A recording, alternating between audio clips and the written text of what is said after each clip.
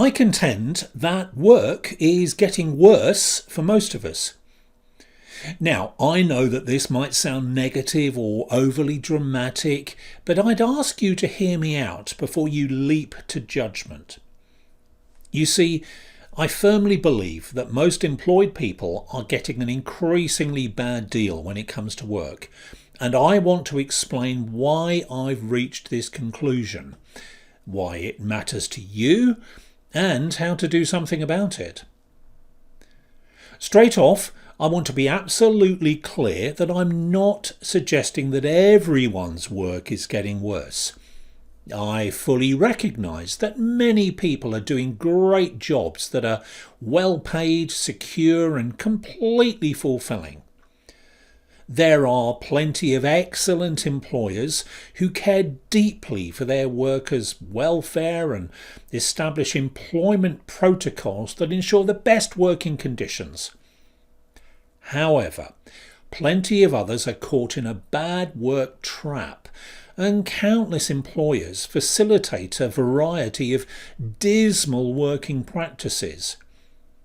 It's these factors that are testament to work getting worse for a large tranche of the workforce, which might become a major motivation in searching for a better job.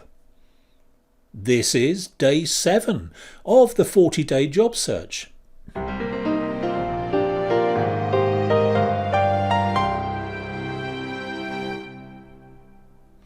Hello, I'm Neil Grant, the person behind the Vocation Master Training Programme, and I help you do better work. If you're looking for an employed position with a private sector organisation, you've come to the right place, because I'm going to show you how to transform your professional future by taking complete control of your next job search. Everything you'll be learning in this tutorial series is taken from my complete job search masterclass. You'll find syllabus and enrolment details for that at my website, where you can also take advantage of my free Job Interview Secrets video course. In this, you get 3 hours of information, advice and action plans that go directly to the heart of my job interview strategy. I used to charge $99 for this short course, but I'm now making it available to you without any charge whatsoever. This is in part to say thank you for showing interest in what I do. It's also an insight into how I work.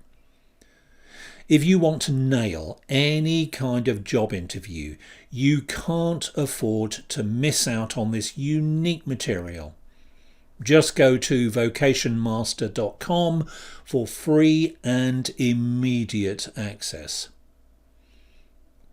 I hope you enjoyed this video. If you do, I'd appreciate it if you like and subscribe and consider sharing it with other job searchers in your network. Thank you. I really appreciate your help in supporting my channel.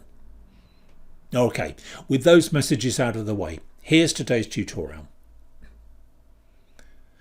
Once upon a time, the way working lives unfolded was very different to how things operate now.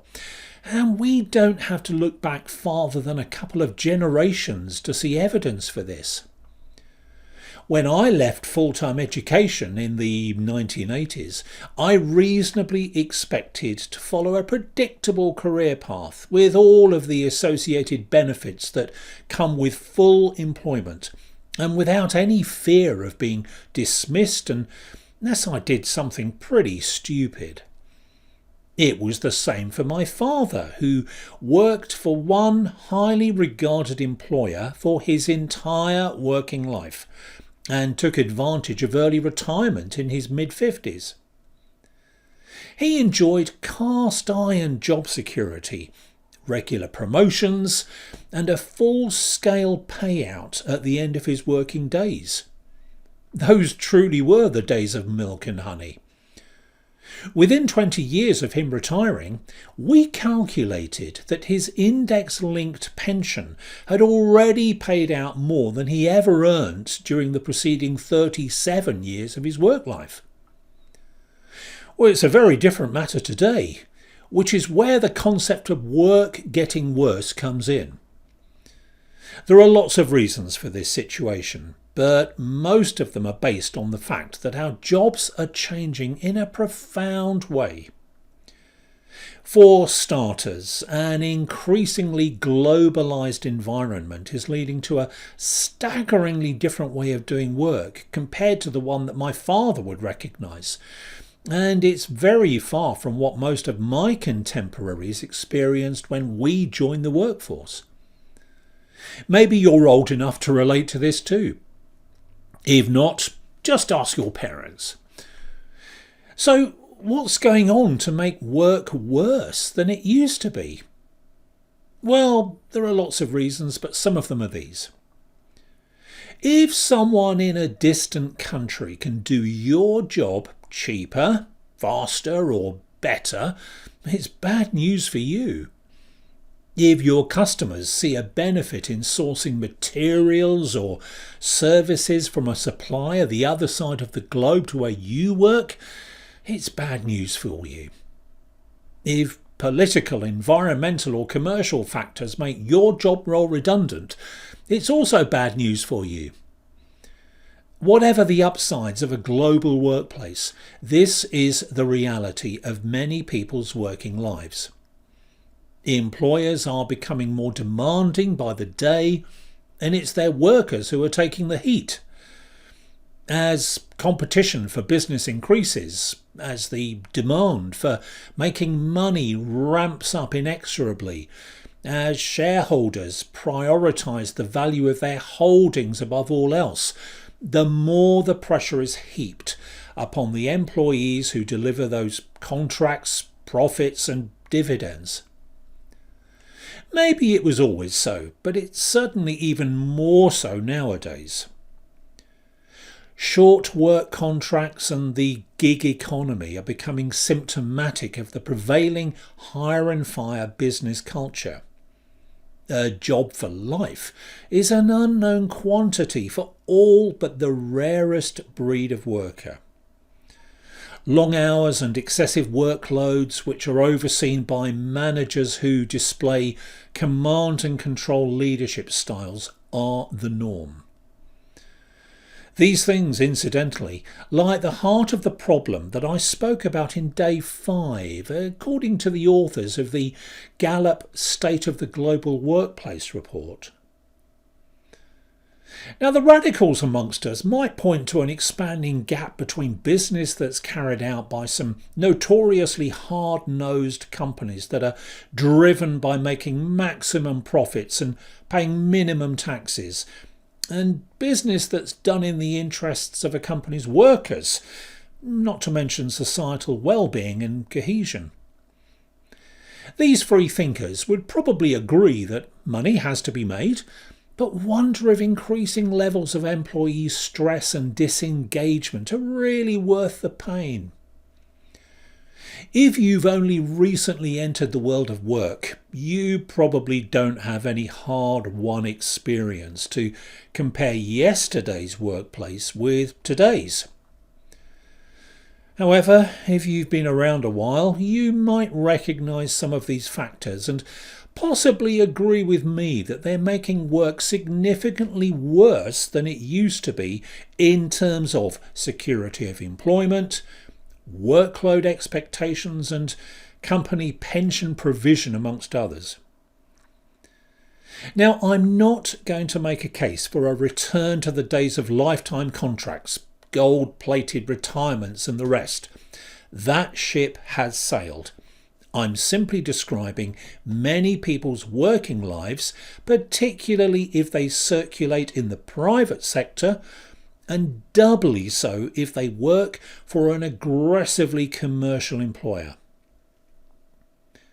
But we needn't see current work practices in an entirely negative light, because the takeaway from work getting worse is that the current employment arena presents absolutely fantastic opportunities for people who can exploit these challenges. That's where my training program comes to the rescue. And if you can adapt to the new working landscape, you'll be way ahead of the pack.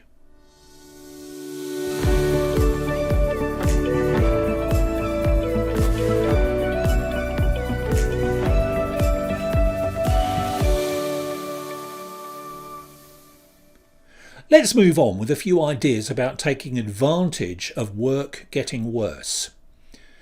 Remember that this situation might be true for a lot of people, but work is getting a lot better for others, even though they're in the small minority, so make sure you're one of them. Here's how. I'll start by making some general observations before offering 3 strategies for making the most of a new work order. For better or worse, thriving in today's chaotic and insecure workplace puts the onus on you, the employee, as never before. You can forget about looking in the direction of a benign employer when you need help, especially if you feel yourself sinking. You must be as self-reliant as possible if you want to keep afloat, let alone surf the crest of a fast-moving wave.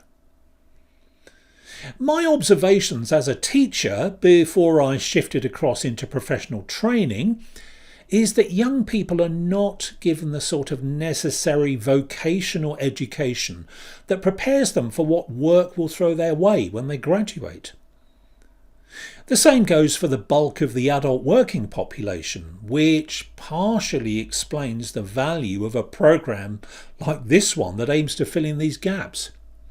Anyway, here are my suggestions.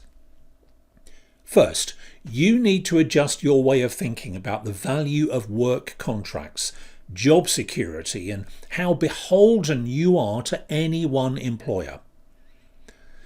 Instead of hoping that the organisation that pays your salary will always act in your interests, you should break any practical and psychological dependence on one employer and see yourself as a self-contained business unit who subcontracts your time and expertise as it suits you. In the introduction to many of my training materials, I talk about hiring yourself a new employer, and it's precisely this scenario that I'm thinking of.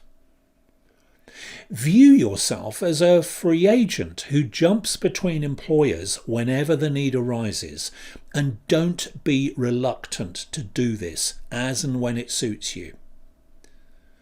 This requires you to monitor your employment situation on an ongoing basis and the wider industry that you're operating in.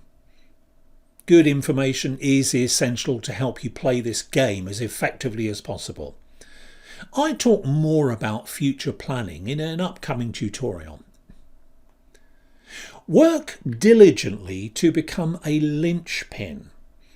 In case you're not familiar with this term, take a look at the book of the same title by the author Seth Godin, in which he speaks of people who maneuver themselves into positions of strategic influence. Becoming a linchpin means being an employee who's central to the smooth operation of an employer's business, someone who over-delivers or makes a consistently powerful contribution to a company's ongoing success. This is a solid way of creating a reputation as someone who delivers solutions to business critical problems, and to do so when it really matters. Having a can-do attitude and becoming indispensable will serve you well at all times, and it will insulate you against the frailties of today's employment market. Give yourself the leverage to make these leaps between employers as painless as possible by building your work skills and your job search techniques. Each of these are core strategies of, or directly related to my job hunting strategy, which gives you the skills to not only survive a bad work situation, but to thrive in it. To make quickest progress, just follow the rest of this series of tutorials, or even better, the Job Interview Secrets or Job Search Masterclass courses. If you prefer to listen to training materials rather than watching them, all of these job search tutorials are available in audio format. Search for the Vocation Cast wherever you get your podcasts, and via my Vocation Master website, of course. You'll find written versions of these tutorials there too. Now, the next tutorial will be along tomorrow, which is all about the nature of good work and bad work, and how choosing which path to take is super important when it comes to your career success.